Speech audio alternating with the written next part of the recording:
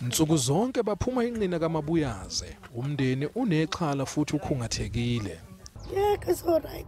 Ngiyaphila. Ngikhathazekile kodwa ngiyaphila. Ngiyaqhubeka nempilo noma kunzima.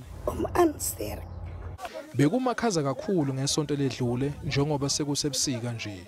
Aya ngokushabalala amathemba okuthola lengane njengoba nezinsuku zingamile nje.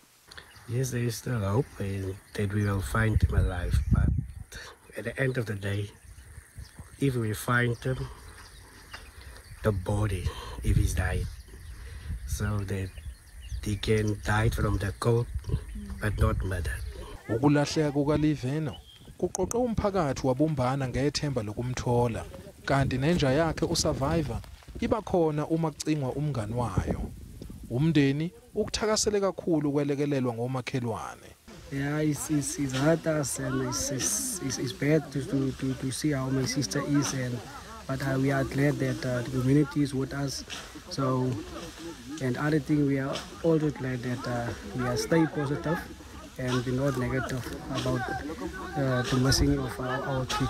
Amaphoyisa endawo secele kuba ngenelele uphiko lwamaphoyisa olukhethekile ukulekelela. Umndeni kaLee Verno usenethemba lokuthi uzotholakala.